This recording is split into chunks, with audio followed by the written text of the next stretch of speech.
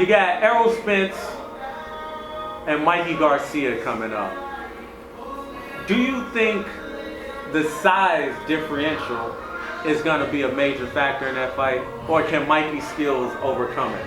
Mike is very talented. He really showed me a lot after watching the Errol Spence. The Robert Easter fight. I think Errol Spence is too big for him, but I won't think he'll get knocked out early. I think if anything, he'll get knocked out late or out dominated, just out blue. I think he could get blew down the water with Errol Spence is real. He got power, he hits hard. For even 160 pounders, he hit hard. So if 147, like Errol Spence is gonna be hard to deal with. And I'm taking a 50% that he could get knocked out. But I really do like Mike Garcia. I respect him a lot. So you have it 50-50, Mikey get knocked out. Is there a scenario where you see Mikey Garcia winning? No, I don't see Mikey Garcia winning. I see Mike Garcia probably surviving, probably showing his nuts, probably showing he's a real champion. I think gonna be respected more after the fight because he got balls. He's a good fighter, but at the end of the day, I think Errol Spence is gonna be too much for him. Do you think Mikey, skill for skill, and if they were the same, it wasn't that big of a discrepancy between the size. Skill for skill, who would you say the better fighter is? Fundamentally, skill for skill is Mike Garcia, but Errol Spence got something that a lot of fighters don't have. That's grit and dog power, toughness. I just think he's just tough. But fundamentally, I think Mike Garcia has more skills than Errol Spence. But Errol Spence all around the board is just much stronger and a stronger will. When we spoke a while back, you said Errol Spence may party a little too much. Do you think that will play a factor in this fight? Not this fight. I think with this fight, he'll still be able. He's just too big to worry about it.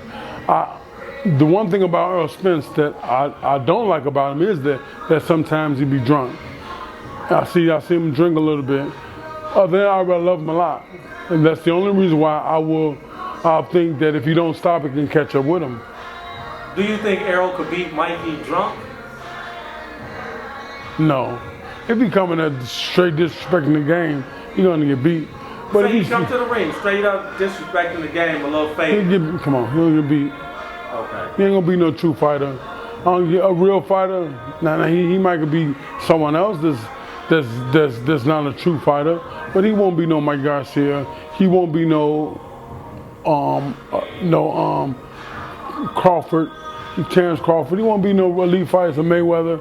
He better not ever come in with nobody that can really can fight off his square, because he'll be definitely 100%. That's anybody. How or when or how does the alcohol affect a fighter? Because if he's drinking, he's probably not doing it in camp, I'm guessing. But can it affect him in a fight if he goes to the camp and sweat it out and all that? Can it affect him in a fight or? Well, I'm a prime example. It's just not good for your body, and it's not good for your brain cells. We already get hit a lot. You know what I'm saying? Average fighter get hit in their head every week over 400 times by sparring and training. And with you killing your brain cell with the boxing and sparring in real fights. When you add alcohol to it, it's killing at a rapid rate. And that's what it did to me. I was a prime example. I used to drink every day, all day, and they caught up with me. It throughout my career about 10 years. So when I realized it, it was too late. You say you're a prime example. Can you explain? You say you were drunk every day, all day. Have you ever sparred drunk or? I never really came to the gym. I probably did it once. I never really came to the gym drunk, but I had after the gym, after I did my training, it was party time every day. Every day? Every day. Without fail? Training camp or nothing? If I'm in camp, no.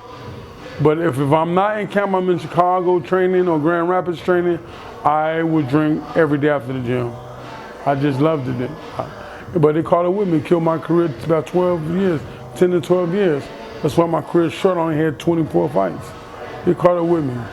What were some of the first effects you felt from drinking and boxing? The first effect is not. I noticed it when I started at the end of my career, when I cleaned up a little bit and tried to go far as I could with my career.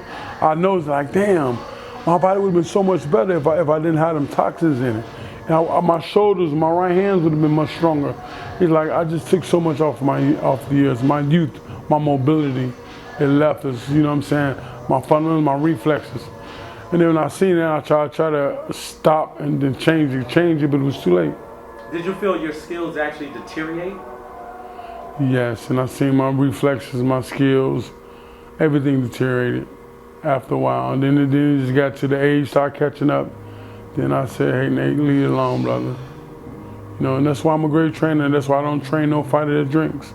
Or, you know what I'm saying? I don't train no fighter that drink or smoke or pop pills or anything like that, because it shorten their career. And I'm a prime example. And that's why I be on my fighters. If I see anything I know is in the gym with a fighter, I'll pull him to the side and try to talk to him. Hey, brother, what's up? What you doing? You drinking or you weed, alcohol? Like, what, brother? It ain't gonna work. If that's the case, then leave. Don't train. Gotta get this your all. And I said, I'm only coming to you because I know what I did. I messed up my career. I took 12 years off my career by drinking, and you know, I was drinking. I didn't smoke or pop pills. So it was that pill stuff was now, and I didn't like marijuana. So I said I shut my career about 12, 15 years, man, and look where I'm at now. That's why I'm so focused, determined as a trainer. I feel I have to prove myself. Sometimes I gotta talk to myself, saying, look, Nate, listen, separate careers. Don't be trying to think you take your from your fighting career to your training career and flip it over. Just understand it's two different careers. You had a great career. You won a bronze medal. You had a North American champion. You was one fight from fighting Klitschko, a heavyweight eliminator where I lost to Brewster.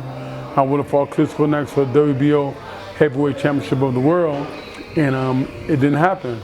So it took me about a year being depressed, and then I finally said, Floyd called me one day and said, Nate, why don't you get in the gym? Now you're gonna be a great trainer. You really know the game. And that was my first idea. Like, damn, he's right.